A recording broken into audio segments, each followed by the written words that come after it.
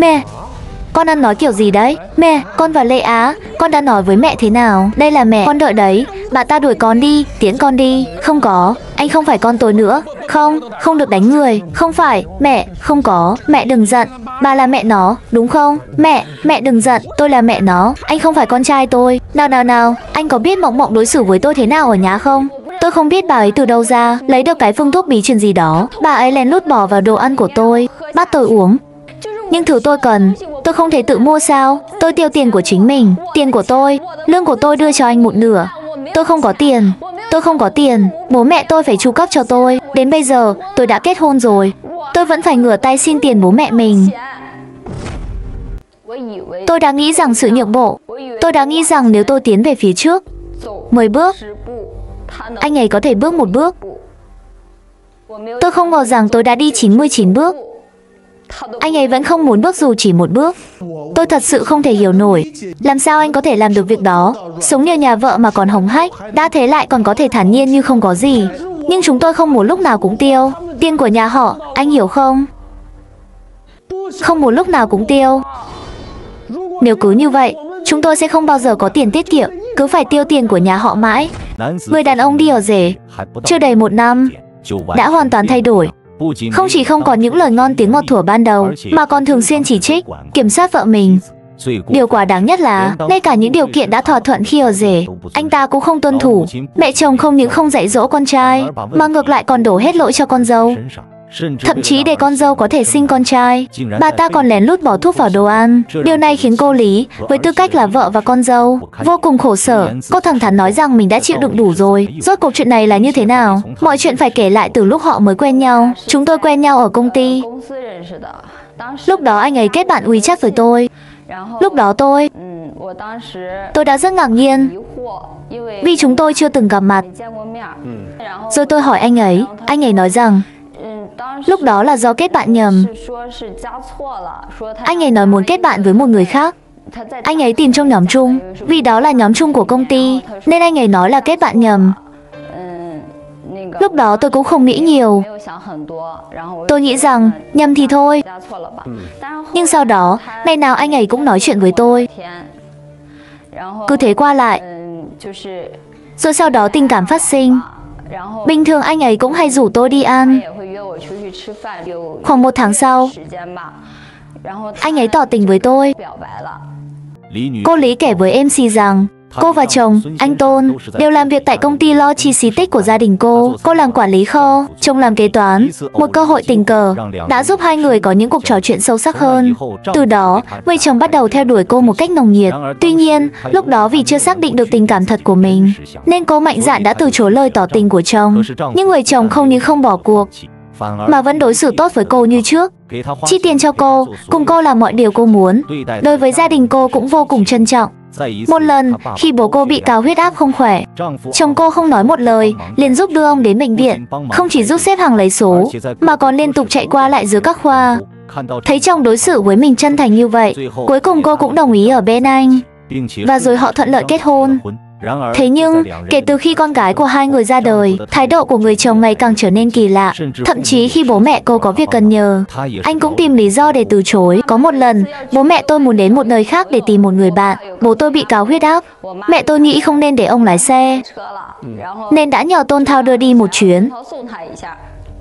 Thế mà anh ấy nói là công ty có việc gì đó quan trọng. Sau này tôi mới biết là ở bộ phận của anh ấy có bữa tiệc. Và rồi anh ấy không chịu đưa bố mẹ tôi đi. Cô Lý cho biết, để cho an toàn, bố mẹ cô muốn con rể đưa mình đi một chuyến. Một yêu cầu đơn giản như vậy mà chồng cô cũng không đồng ý. Con tìm lý do để từ chối. Cô thật sự không hiểu nổi chồng mình đang nghĩ gì. Vì chuyện này, bố mẹ cô cũng có chút bất mãn trong lòng. Công ty của anh ta không phải là công ty nhà cô sao? Đúng vậy, bố cô lại không biết có tiệc công ty gì hay sao? Anh ta vì không muốn đưa bố cô đi. Bố cô là chủ công ty, anh ta lại tổ chức tiệc gì ở công ty mà không đi đưa bố cô? Anh ta nghĩ gì vậy? Nào, Tôn, chúng tôi muốn nghe. Tôi muốn nghe xem anh ta đưa ra lý do gì. Chồng cô đã đưa ra lý do gì? Sau đó thì sao? Là tiệc của bộ phận anh ấy, là kiểu tiệc nhỏ thôi. Vì một bữa tiệc nhỏ mà đắc tội với sếp lớn, anh ta chấp nhận làm vậy sao? Anh ta... đầu óc anh ta có vấn đề à? Tôi không biết anh ta nghĩ gì nữa, nhưng anh ấy đã nói với bố mẹ tôi như vậy. Hành động của anh Tôn đã khiến các chuyên gia phải đặt câu hỏi. Theo quan điểm của chuyên gia, anh Tôn không chỉ đối mặt với bố vợ, mà còn là chủ tịch công ty của anh ta. Vậy mà anh ta không chỉ từ chối yêu cầu của chủ tịch, còn đưa ra một cái cớ vô lý là công ty có tiệc. Điều này thật khó mà tin nổi. Thấy mọi người đều đồng loạt chỉ trích, anh Tôn cũng vội vàng giải thích. Anh nói với MC rằng lúc đó đúng là có tiệc. Một đồng nghiệp trong công ty nghỉ việc. Hai người họ ngoài đời rất thân, nên anh muốn đi tiễn bạn. Tuy nhiên, chưa kịp nói hết câu, MC đã ngắt lời anh và nói rằng thực sự không thể nghe tiếp được nữa. Theo quan điểm của MC, anh Tôn hoàn toàn là biết rõ mà còn giả ngây. Nếu người kia chỉ là chủ tịch chứ không phải bố vợ, chắc chắn anh ta đã lon ton chạy đi đưa rồi. Bây giờ tỏ ra đạo mạo như vậy, chẳng qua là muốn bày tỏ sự bất mãn với gia đình vợ. Vì vậy, không cần phải nói lý lẽ gì nữa. Cô Lý cho biết, trước đây chồng cô không phải như vậy. Cô cũng không hiểu tại sao bây giờ anh lại thay đổi như thế. Không chỉ lạnh nhạt với gia đình cô, mà còn kiểm soát cô rất nghiêm ngặt. Chỉ cần tiêu nhiều tiền một chút là sẽ bị chồng trách mắng. Ví dụ, nếu lúc đó tôi uống một ly trà sữa, anh ấy sẽ nói với tôi, uống nước lọc không được à? Tại sao bây giờ mình có gia đình rồi mà còn uống trà sữa? Nhưng mà, thế tiết kiệm một chút không tốt hơn sao? Bây giờ trà sữa đắt thế cơ mà. Nhưng đây là thói quen của tôi mà. Tôi tự kiếm tiền, tôi không thể tiêu sao? Lương của tôi đã đưa anh một nửa rồi, nhưng thứ tôi cần, tôi không thể mua sao? Tôi tiêu tiền của chính mình mà, là tiền của tôi đó. Cô Lý kể với MC rằng, cô rất thích uống trà sữa, nên thỉnh thoảng sẽ mua một ly để uống. Nhưng chồng cô biết được thì sẽ phàn nàn, nói rằng cô không nên tiêu tiền lung tung. Trà sữa đắt thế, uống nước lọc không tốt hơn à? Cô còn thấy rất cạn lời. Ngay cả việc mua quần áo cũng bị ý kiến rất nhiều. Chỉ cần mua đắt một chút, chào đón cô lại là một trận trách mắng. Để thấu hiểu và thông cảm cho chồng, cô đã luôn chọn cách nhượng bộ. Bây giờ, quần áo cô mua cho mình, cả bộ cũng không quá 300 tệ. Trong khi một đôi giày cô mua cho chồng đã hơn 2.000 tệ. Ban đầu, cô nghĩ chồng mình chỉ đơn giản là tiết kiệm. Nhưng trong một lần em họ của chồng đến ở tạm, cô đã phát hiện ra điều bất thường. Hôm đó, cô ấy nói, chị dâu ơi, em mới đến Trịnh Châu. Em cũng không có gì cả. Không có đồ dùng sinh hoạt gì hết. Rồi cô ấy kéo tôi đi. Cô ấy kéo tôi ra siêu thị. Tiền bạc không phải là quan trọng nhất. Lúc đầu cô ấy nói là, chị dâu chỉ cần đi cùng em là được rồi. Chị không cần lo. Chị không cần lo gì hết. Không cần lo cái này, không cần lo cái kia. Chị chỉ cần đi cùng em là được. Sau đó cô ấy bắt đầu lấy đồ ăn vặt, mua cả một giỏ đồ lớn. Tôi mới nói, đủ rồi. Một mình em cũng không ăn hết được đâu. Đúng không? Tôi nói, em đừng mua nhiều thế, nếu không ăn hết sẽ hết hạn. Đúng không? Bởi vì lúc đó tôi nghĩ chồng tôi có thể sẽ, anh ấy có thể sẽ trách tôi. Rồi đến lúc thanh toán, em họ của anh ấy nói là bị đau bụng, phải đi vệ sinh. Thế là tôi là người đã trả tiền. Nhưng sau khi về nhà, cái hóa đơn dài như thế này, anh ấy cũng không nói một lời. Anh ấy cũng không hề nói gì. Nhưng nếu là tôi đi siêu thị mua một đống đồ như vậy, những thứ vô dụng, thế mua một ít thì đã sao? Đúng vậy, tôi mua một ít thì đã sao chứ? Tôi mua một ít thì đã sao? Tôi muốn hỏi, tôi mua một ít thì đã sao? Cô Lý kể với MC rằng, chuyện em họ của chồng bắt cô thanh toán tạm thời không nói đến. Nhưng khi chồng cô nhìn thấy tờ hóa đơn dài dằng dặc, biết là do em họ mình tiêu, lại không nói một lời, hoàn toàn không có ý kiến gì. Điều này khiến cô không thể tin nổi. Tại sao thái độ với cô lại hoàn toàn như hai người khác nhau? Theo cô Lý, chồng cô ở trong nhà của bố mẹ cô, tiền nhà, điện nước không phải lo. Cô mỗi tháng còn đưa một nửa lương cho anh ta. Vậy mà cô tiêu một chút tiền, cũng bị chồng căn nhằn. Nghĩ đến là cô lại thấy tủi thân. Cô đâu phải người ăn không ngồi rồi không đi làm, chỉ biết tiêu tiền. Tại sao chồng lại đối xử với cô như vậy? Nghe những lời của cô Lý, các chuyên gia cũng không thể chịu nổi nữa. Họ quay sang mắng anh Tôn một trận. Thấy vợ vạch trần khuyết điểm của mình trước mặt mọi người, các chuyên gia lại chỉ trích mình không ngớt. Anh Tôn không thể nhịn được nữa. Nhưng chúng tôi không muốn lúc nào cũng tiêu tiền của nhà họ. Anh hiểu không? Không muốn lúc nào cũng tiêu. Nếu cứ như vậy, chúng tôi sẽ không bao giờ có tiền tiết kiệm, cứ phải tiêu tiền của nhà họ mãi. Nhưng tiền anh kiếm được bây giờ đều là từ nhà chúng tôi mà. Công ty của anh là của nhà người ta. Nhà anh đang ở cũng là của nhà người ta. Con của anh cũng ở cùng với họ. Bây giờ nhà họ phải chu cấp những thứ này. Cô ấy một tháng kiếm 1 vạn, anh một tháng kiếm 6.000. 16.000 ở Trịnh Châu có đủ tiêu không? Anh nói tôi nghe. Một tháng anh tiết kiệm được bao nhiêu tiền? Bây giờ anh tiết kiệm được bao nhiêu? Gần như không có. Đúng vậy. Ngay cả 10 mấy nghìn này cũng là từ nhà họ. Anh kiếm từ nhà họ mà ra. Vậy thì đổi việc đi. Anh đi đi. Anh cứng rắn như vậy thì đổi công ty đi chứ. Nếu anh mà đi, tôi nói cho anh biết, sẽ không ai nói gì cả. Nếu anh ta đủ yêu cô, hãy dọn ra ngoài ở đi. Anh lấy đâu ra cái sự tự tin đó vậy? Anh Tôn hét lớn và nói rằng anh chỉ là không muốn lúc nào cũng tiêu tiền của nhà vợ, nên mới muốn tiết kiệm để dành dụm một chút. Vậy nên, việc anh thường ngày kiểm soát chi tiêu của vợ là có lý do của nó, chứ không phải nhắm vào vợ và gia đình cô. Tuy nhiên, người tinh ý có thể nhận ra ngay, anh Tôn hoàn toàn là do lòng tự trọng đang gây chuyện. Dù sao với tư cách là con rể ở rể, anh phải chịu không ít áp lực. Anh Tôn cũng cho biết, bản thân đúng là thường xuyên bị người khác chỉ trỏ. Hàng xóm của họ, hàng xóm người này người kia, ai cũng nói, thường xuyên nói, bố vợ tôi có quan hệ tốt với mấy ông già kia. Các bạn sống chung với bố vợ à? Không, là lúc chúng tôi về, mấy ông bà già vừa thấy chúng tôi, liền nói này nói nọ, nói anh ở rể. Ồ, con rể ở rể đây mà. Anh Tôn kể với MC rằng, mỗi lần cùng vợ về nhà mẹ đẻ, hàng xóm láng giềng và các cô dì chú bác của vợ đều ở sau lưng anh mà chỉ trỏ. Còn nói giọng mỉa mai, ồ, con rể ở rể về rồi kìa. Anh nghe xong trong lòng rất khó chịu, rất buồn. Vì vậy, để thoát khỏi tình cảnh khó xử này, anh chỉ có thể không ngừng kiếm tiền, tiết kiệm tiền. Thế nhưng, suy nghĩ này của anh, vợ anh hoàn toàn không thể hiểu được. Vậy nên vợ mới cảm thấy anh cái này không được, cái kia không đáng tin. Nhắc đến chuyện cũ, anh Tôn nước mắt nước mũi giàn giụa, trông có vẻ vô cùng ấm ức. Vậy thì, việc ở rể lúc đầu là ý của ai? Lẽ nào anh Tôn bị ép buộc, nên mới không quan tâm như vậy? Anh buồn.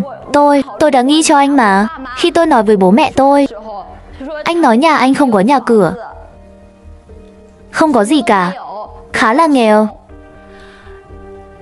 Bố mẹ tôi mới nói, hay là để anh ấy làm con rể ở rể. Để anh ấy làm con rể ở rể. Lúc đó, thực ra tôi không đồng ý lắm. Tôi sợ. Tôi sợ anh sẽ buồn.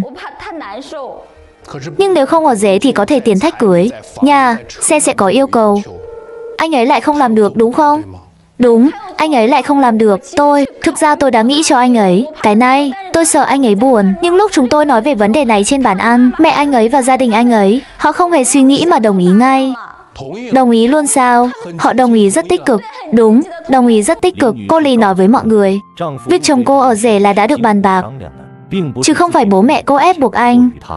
Lúc đầu khi trò chuyện trên bàn ăn, gia đình chồng cô không hề suy nghĩ mà đồng ý ngay, thậm chí không cần cơ hội về nhà suy nghĩ. Vốn dĩ cô vẫn luôn lo lắng cho cảm xúc của chồng, sợ anh trong lòng không thoải mái, nhưng thấy đối phương đồng ý một cách sảng khoái như vậy, cô cũng không nghĩ nhiều nữa. Ai ngờ bây giờ chồng cô mới vì thân phận con rể ở rể mà bắt đầu canh cánh trong lòng, hơn nữa còn bắt đầu làm nhiều việc mà cô không thể hiểu và chấp nhận. Cô Lý nói đến đây mà muốn khóc. Nghe những lời của cô Lý, chuyên gia cũng không thể nhịn được nữa. Ông giận dữ mắng anh Tôn là kẻ ăn bám mà còn ra vẻ. Ăn xong chửi mét rồi không muốn nhận. Trên đời làm gì có chuyện tốt như vậy. Theo ông, lúc anh Tôn kết hôn, vừa không phải đưa tiền thách cưới, lại không phải mua xe mua nhà. Hơn nữa, đối phương còn cho nhà. Tương lai công ty lo chi xì tích cũng là của anh. Vậy mà anh Tôn còn muốn lấy oán báo ân. Vì cái gọi là lòng tự trọng mà muốn qua cầu rút ván. Đúng là trong ngoài đều không phải người. Nếu anh ta thực sự có cốt khí, thì lúc đầu đã không nên đồng ý ở rể, chứ không phải sau khi ở rể, một mặt tiêu tiền nhà vợ cảm thấy thật sướng, một mặt lại trong lòng than thở ở rể thật ấm ức. Đây hoàn toàn là trong ngoài bất nhất, đạo đức giả. Nghe những lời của chuyên gia, anh Tôn cũng dần nhận ra vấn đề của mình, hiểu ra mâu thuẫn với vợ nằm ở đâu. Ngay khi anh định xin lỗi vợ thì sự cố đã xảy ra. Mẹ chồng đang ở dưới khán đài đột nhiên lao lên sân khấu, chỉ vào con trai mà mắng xối xả. Theo bà, con trai bà hoàn toàn không có lỗi, tất cả là do con dâu quá độc đoán. Sao tự nhiên bà lại đi lên vậy? Tôi cảm thấy con trai tôi làm rể ở rể, trong lòng phải chịu ở mức quá lớn, áp lực chịu đựng cũng quá lớn. Bà xem này, chẳng phải lúc đó gia đình bà không chút do dự đã đồng ý rồi sao? Ngay trên bàn ăn, lúc đó thì đồng ý. Đồng ý là vì nhà họ cũng không có con trai. Chẳng phải là tìm một người con rể ở rể để cho nhà họ có người nối dõi sao? Để cho cân bằng. Cho cân bằng. Vậy là không có một chút phản đối nào. Tất cả đều đồng ý. Nhưng ai mà ngờ, có nghĩ chứ? Đến bây giờ, nếu lúc đó thực sự hàng xóm láng giềng nhà họ Vừa gặp đã nói. Ai cũng nói nó là con rể ở rể. Ngay cả khi tôi dắt cháu gái xuống lầu chơi, người ta cũng sau lưng chỉ trỏ. Này này này, ai là con rể ở rể nhà họ? Đó là mẹ nó. Tôi đây. Sống từng này tuổi, một bà già mấy chục tuổi rồi. Nghe người ta sau lưng chỉ trỏ. Con phải nói ra nói vào. Anh nghĩ mà xem, trong lòng nhà mẹ đẻ chúng tôi còn thấy thế nào? Theo mẹ chồng, bà và con trai đã phải chịu quá nhiều ẩm ức. Vốn dĩ là vì thấy nhà gái chỉ có một cô con gái, nên mới đồng ý cho con ở rể. Ai ngờ sau khi kết hôn lại gặp phải bao nhiêu đối xử bất công. Không chỉ bị hàng xóm láng giềng chỉ trỏ, mà ở trong nhà cũng phải nhìn sắc mặt của con dâu và xui ra. Cuộc sống này thật là quá ấm ức. Bây giờ con dâu còn lên sân khấu để chỉ trích cái sai của con trai bà. Bà mẹ không thể nhịn được nữa. Theo bà, con dâu rất độc đoán, tưởng nhà có tiền là ghê gớm lắm. Bà và con trai sẽ không dễ dàng thỏa hiệp như vậy. Nghe mẹ chồng chỉ trích và vu khống mình như vậy, cô Lý cũng vô cùng tủi thân. Cô kể với MC rằng cô và chồng kết hôn chưa đầy 1 tháng, chồng đã đón mẹ chồng đến ở cùng. Vì muốn hiếu thảo nên cô cũng không nói gì. Mặc dù thói quen sinh hoạt giữa cô và mẹ chồng có sự khác biệt rất lớn, nhưng cô vẫn luôn cố gắng điều chỉnh và thích nghi. Cho đến khi con gái ra đời, thói quen nuôi con của mẹ chồng mới thực sự khiến cô không thể chịu nổi. Con gái tôi bây giờ được hơn 8 tháng. Mẹ chồng tôi, bà ấy mỗi ngày đều tự nhai đồ ăn rồi mớm cho con tôi. Thời nay, ai còn làm như vậy nữa? Tôi đã nói với bà rất nhiều lần rồi. Như vậy là mất vệ sinh. Đứa bé nó có ăn được gì đâu. Ăn thế thì sao mà được? Chẳng phải đã có sữa bột rồi sao? Sữa bột không uống được à? Tôi đã nói rồi. Bú mẹ xong thì uống sữa bột. Bé bây giờ chưa ăn cơm được đâu. Nó chưa ăn được thì tôi mớm cho nó ăn. Nhưng bà lại, tôi mớm cho nó. Nhưng cách đó là mất vệ sinh mà. Con đã nói với hai người rất nhiều lần rồi. Làm như vậy rất mất vệ sinh. Cô nghĩ xem, bố nó, hồi nhỏ không phải cũng được mớm như vậy sao? Đó là một thời đại khác, bây giờ đã là một thời đại mới rồi. Không giống nhau đâu ạ. Thời đại mới thì kệ, thói quen của tôi là như vậy. Con trai tôi chẳng phải cũng do tôi mớm từng miếng mà lớn sao? Không thể vì con dâu mà thay đổi thói quen của tôi được. Cô Lý kể với MC rằng, con gái cô 18 tháng tuổi, chưa ăn được cơm. Nhưng mẹ chồng không chỉ cho bé ăn cơm, mà còn là sau khi bà tự nhai rồi mới mớm cho bé. Theo cô, điều này cực kỳ mất vệ sinh. Còn mẹ chồng thì cho rằng, bà đã mớm từng miếng như vậy để nuôi lớn con trai. Bây giờ chẳng phải vẫn khỏe mạnh đó sao? Sao đến lượt cháu bà thì lại không được? Theo bà, con dâu chỉ là lắm chuyện, chê bai bà. Hai bên đối đầu gay gắt, không ai chịu nhường ai. Tuy nhiên, chuyên gia đã giải thích cho mẹ chồng, nước bọt của người lớn chứa rất nhiều vi khuẩn, mà hệ miễn dịch của trẻ nhỏ lại yếu, hoàn toàn không thể chịu được. Làm như vậy rất dễ khiến trẻ bị ốm, tiêu chảy. Hơn nữa, công nghệ bây giờ rất tiến bộ, có rất nhiều loại thức ăn lỏng để lựa chọn, hoàn toàn không cần người lớn nhai rồi mớm cho trẻ. Cô Lý nói với mọi người, mẹ chồng không chỉ có quan niệm nuôi con lạc hậu, mà tư tưởng cũng rất bảo thủ, trọng nam khinh nữ cực kỳ nghiêm trọng. Mẹ chồng tôi rất trọng nam khinh nữ. Mẹ chồng tôi ngày nào cũng bế con gái tôi rồi nói, ôi, nếu con là con trai thì tốt biết mấy. Nếu con là con trai thì tốt biết mấy. Tốt biết mấy. Ngày nào cũng nói với tôi muốn có cháu trai, có gì sai sao? Với lại, sinh con gái ra chẳng phải là để người khác nuôi hộ à? Lớn lên rồi cũng gả cho người ta thôi. Lỡ sau này nó lớn lên tự ti, bà có chịu trách nhiệm nổi không? Nó tự ti cái gì chứ? Với lại, sao lúc nào cũng chỉ nghĩ đến cảm xúc và sĩ diện của bản thân? Không thể thử nghĩ đến cảm nhận của người khác một lần à? Tôi chính là muốn có cháu trai. Bà đối với tôi, có chuyện gì không? Bà làm bất cứ điều gì với tôi đều nhịn được. Nhưng đối với con gái tôi thì không được. Nhớ lại những việc mẹ chồng đã làm với con gái mình, cô Lý hận đến nghiến răng. Cô không thể tưởng tượng được, để có cháu trai, mẹ chồng lại đi tẩy não đứa con gái mới vài tháng tuổi. Khoảnh khắc nhìn thấy cảnh đó, cô suýt nữa đã suy sụp. Theo cô, mẹ chồng làm bất cứ điều gì quả đáng với cô đều có thể nhịn. Chỉ riêng con gái cô thì không được. Đó là giới hạn của cô. Tuy nhiên, đó vẫn chưa phải là việc quá đáng nhất mà mẹ chồng đã làm. Cô Lý nói với mọi người, mẹ chồng để có thể có cháu trai đã lén lút làm một việc khiến cô rùng mình. Tôi không biết bà ấy lấy từ đâu ra cái phương thuốc bí truyền gì đó. Hả? Phương thuốc bí truyền sinh con trai gì đó? Là thuốc à? Đúng, là thuốc dùng một lần. Đó là gì vậy mẹ? Là loại thuốc được bọc trong một tờ giấy màu vàng. Lúc đầu, bà nói với tôi đó là thực phẩm chức năng. Mọi người biết không? Rồi lúc đó, bà pha ra bắt tôi uống. Nhưng thực ra tôi rất phản đối. Nhưng bà nói đây là thực phẩm chức năng, tốt cho phụ nữ sau sinh gì đó, vân vân và vân vân. Rồi Lúc đó tôi cũng không nghi ngờ gì. Sau đó tôi không uống nữa, tôi đã từ chối. Tôi nói bây giờ khoa học phát triển lắm rồi, có rất nhiều loại thực phẩm chức năng, không cần đến những loại phương thuốc bí truyền này. Thế mà mẹ chồng tôi, bà ấy lén lút bỏ vào đồ ăn của tôi, rồi bắt tôi ăn. Nghe những lời của cô Lý, nữ chuyên gia tại hiện trường cũng không khỏi lạnh sống lưng rùng mình. Cũng phải thôi, đặt vào vị trí của bất kỳ người phụ nữ nào bị mẹ chồng lén lút cho uống thuốc không rõ nguồn gốc, nghĩ đến đã thấy sợ hãi. Tuy nhiên, mẹ chồng không cảm thấy mình có gì sai. Bà nói với MC, đây là phương thuốc bí truyền do họ hàng ở quê cho, xin được từ một thầy lang già. Họ hàng trong nhà uống xong đều sinh con trai, nên bà cũng chỉ có ý tốt, muốn con dâu mang thai con trai. Ai ngờ con dâu lại chê bai không chịu uống. Bà đành phải nhân lúc con dâu không để ý mà bỏ vào cơm. Nghe những lời của mẹ chồng, MC cũng chỉ biết cạn lời. Anh không ngờ bà mẹ này lại có thể ngu dốt đến vậy. Anh chất vấn mẹ chồng làm sao có thể chắc chắn 100% sẽ sinh con trai được. Người ta cho bà xem những trường hợp thành công, vậy những trường hợp thất bại, người ta có đem ra nói không? Sao lại có thể tin vào những kẻ lừa đảo giang hồ này? Để mẹ chồng hiểu được nguyên lý sinh con trai, chuyên gia cũng không nhịn được mà phải phổ cập kiến thức cho bà. Vì nhiễm sắc thể XY, việc sinh nam hay nữ là do người đàn ông quyết định, hoàn toàn không liên quan đến người phụ nữ. Đây là khoa học, bà nhận cũng phải nhận, không nhận cũng phải nhận, nó là như vậy. Cái này không liên quan đến quan niệm truyền thống, nó là khoa học, bà không biết, bà chỉ là ngu dốt thôi. Bây giờ tôi có thể nói cho bà biết, việc sinh nam hay nữ chỉ liên quan đến nhiễm sắc thể XY của nam giới, không liên quan đến phụ nữ. Vì vậy, việc bà cho cô ấy uống thuốc là vô ích, không liên quan gì đến chuyện này. Việc sinh nam hay nữ do gen của người đàn ông quyết định, không liên quan gì đến người phụ nữ.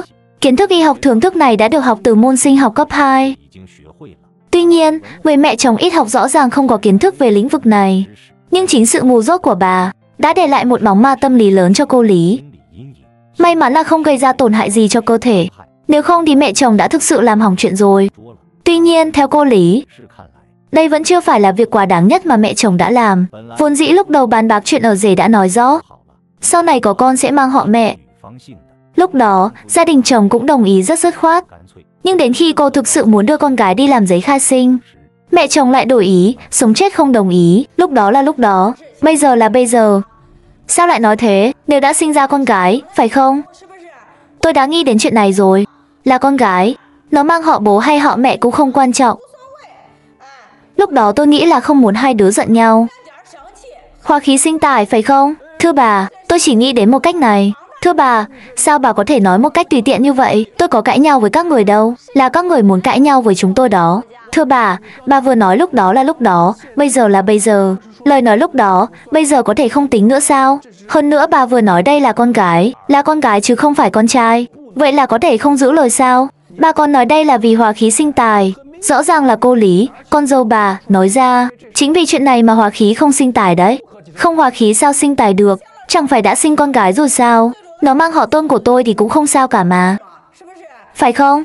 Đến khi sinh đứa thứ hai, bất kể là trai hay gái, thì sẽ mang họ nhà họ. Trên bàn ăn sao bà không nói là sinh hai đứa? Đứa đầu mang họ nhà bà, đứa thứ hai mang họ nhà người ta. Cuối cùng đứa bé mang họ ai? Cuối cùng là mang họ của họ Tôn, đúng không? Đúng. Theo mẹ chồng, vì đứa đầu là con gái, vậy thì cứ mang họ của con trai bà. Đợi đến khi sinh được con trai, hẵng cho mang họ mẹ cũng không muộn. Với suy nghĩ dĩ hòa vi quý, cô Lý cuối cùng cũng đã thỏa hiệp. Con gái mang họ của chồng. Cô đã nghĩ rằng lần này mẹ chồng đổi ý. Thực sự là như lời bà nói, vì là con gái, đến khi sinh được con trai ở lần thứ hai, bà sẽ để con mang họ của cô. Tuy nhiên, trong một lần tình cờ, nghe được cuộc nói chuyện của mẹ chồng và chồng, cô mới phát hiện ra sự việc không hề đơn giản. Có một hôm đó tôi không đi làm. Buổi trưa tôi thức dậy, hai người họ đang thì thầm trong bếp.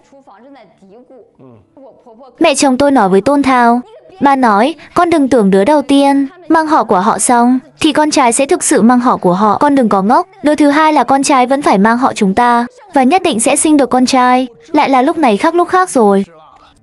Nếu không tình cờ nghe được cuộc nói chuyện của hai người, thì cô đã thật sự tin vào lời nói dối của mẹ chồng. Cô lì nghiến răng nói, theo cô, mẹ chồng là một người hai mặt ba lòng, bề ngoài một kiểu, sau lưng một kiểu khác. Điều này khiến cô không thể nuốt trôi cục tức này. Thế nhưng, theo mẹ chồng, con cái mang họ cha, vốn dĩ là chuyện hiển nhiên từ xưa đến nay. Tôi đã nói, vốn dĩ đã nói rồi. Bất kể sinh con trai hay con gái, việc mang họ cha là điều hiển nhiên. Nhưng lúc trước khi kết hôn, Hai nhà chúng ta chẳng phải đã bàn về vấn đề này rồi sao? Hai người không có ý kiến gì mà. Lúc đó bà và anh Tôn nói chuyện này trong bếp. Rốt cuộc đó là lời nói lúc nóng giận, nói cho vui, hay là thực sự định làm như vậy khi có đứa thứ hai? Tôi thực sự định để đứa thứ hai vẫn mang họ Tôn của chúng tôi. Mang họ Tôn.